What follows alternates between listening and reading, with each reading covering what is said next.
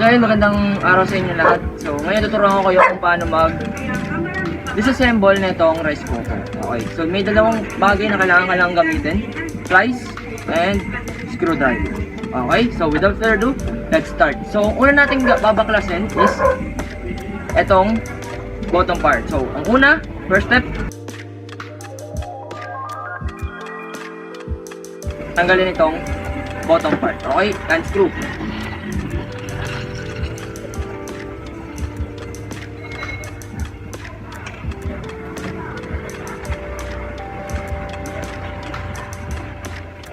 So after natin ma-unscrew to, ayan, natanggalan natin. Okay. So our next step, okay. So our next step is itong power cord niya. Okay, so saka ng power cord. So yung iba dito, tinutulak lang siya pababa. Okay, so itong screw, gagamitin mo lang siya. Okay. Tulak mo siya pababa. O kaya pilitin mo itong nasa ilalim. So, ayun. Narinig nyo? So, ayan. Tanggal na siya. Okay? So, that's the second step. Pangatlo naman, okay, na step na kailangan natin gawin is tanggalin natin itong body. Pangatlo. Kailangan tatanggalin itong body. Okay. Very good. Nakikinig. Okay. So, meron yung tatlong screw dito. Ito. Tatlo yan. So, kailangan natin yan i-unscrew.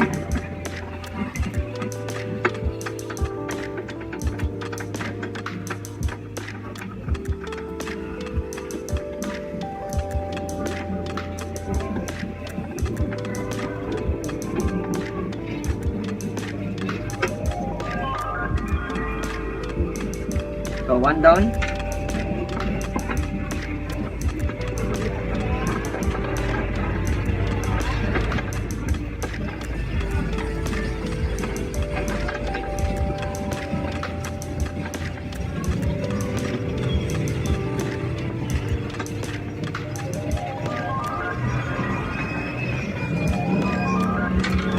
Second down. Na-screw. And pang last part, dahil nalalaban pa. So, pasensya nyo na yung ingay sa likod sa background. Kasi ako'y tapat ng palengke. Okay? So, pangatlong screw. Then, ito ngayon ay natanggalan natin yung body. Okay? Pang ilang yan? Pangatlo. So, pang-apat, as you can see, hindi pa siya matatanggal. Okay? Ayan, dahil itong part na yan na green, that's yung sinasabi ko sa inyo na PCB. So, yan yun. Okay, so may screw in sa loob. So, kailangan mo na siya yan screw. Okay, so yung pang-apat na step is yung screw natin itong ang tawag dito, yung merong lamp sa kanya, okay? Ng cook and warm. So, screw yan. So, ayan, natanggalan natin siya. So, ito yung body. Okay? Baba muna natin yan dito. So, ito yung tinanggal ko. Okay? So, yung lamp, yung may ilaw. The cook and warm. So, that's the fourth step. So, next natin natatanggalin is itong thermal fuse.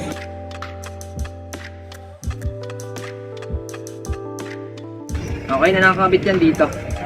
Ayan o. So, itong thermal fuse. Pang 5.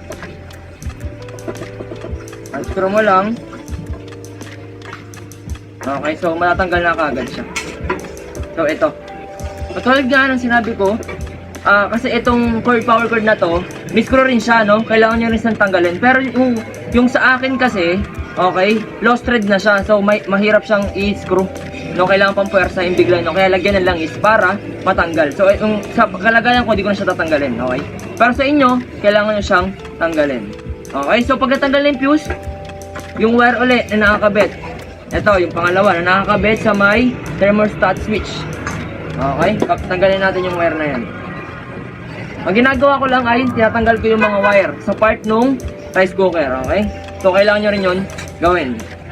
Yung mga part na may wire, paki-unscrew muna. Uy, nalaglag.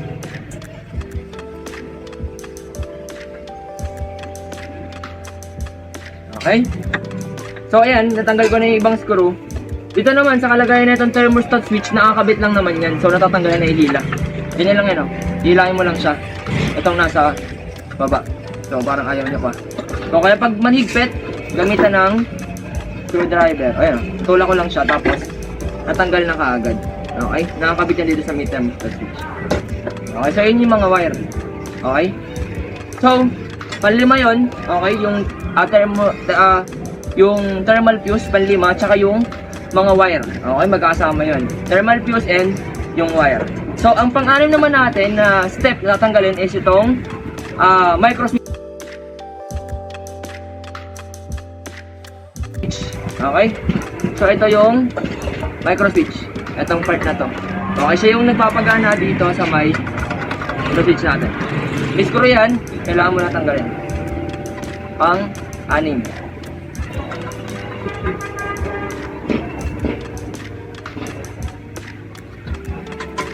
So, ayan. Tanggalin natin yung buong wire. And ito yung micro switch niya. Ayan. Okay, so natanggalan natin yung kabuuan.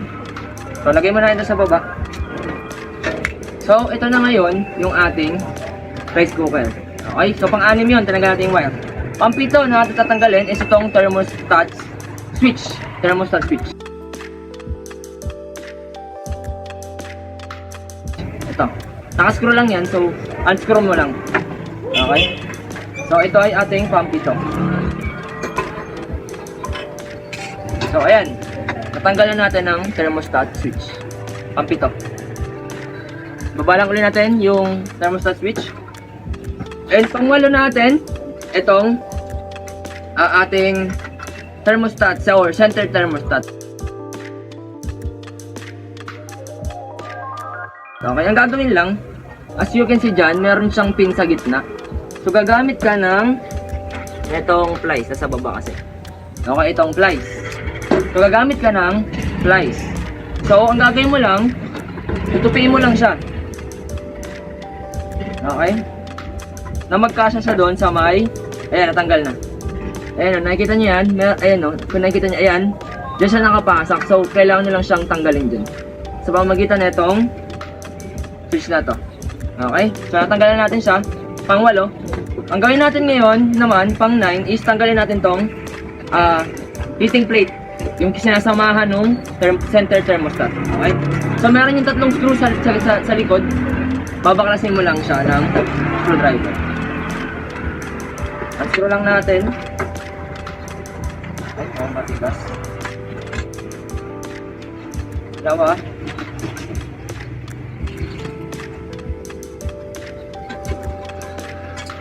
Tatlo. Na screw. Ayun, narinig nyo? So, nalaglag na yung nasa loob niya. Which is yung heating plate and center thermostat. So, baba lang natin siya dito sa baba. Okay, so ito na yung pinaka gitna niya. Okay, or yung pan. Nandito rin yung switch. Ito kasi yung kalagayan ng switch ko dito. Pwede nyo rin itong tanggalin, okay? Pang 9, if mali ako, pang 9 na parts. Okay, na kailangan tanggalin itong switch. Sa akin kasi, hindi ko na, especially kung matatanggal ko kasi yung akin, lost thread. Katulad nung sa may power cord.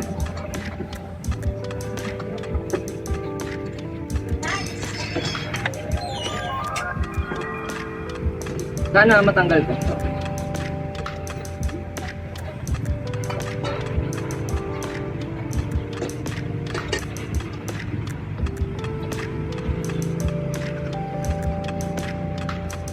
So ayaw niya na. Lost thread. No? Pero sa inyo, kailangan nyo nang tanggalin. Yun yung pang 9 part, which is yung switch. Okay? So, ganun lang, dinidisassemble itong rice cooker. Okay? Sana na-gets nyo. Okay? Ito, heating plate, center thermostat, yung pan niya, switch, and itong mga wire. Okay? Yung thermal fuse, pakitanggal din yan. Ito rin. And yung micro switch. And also, itong thermostat switch. And last is yung body. Okay? So, that's how to disassemble a rice cooker.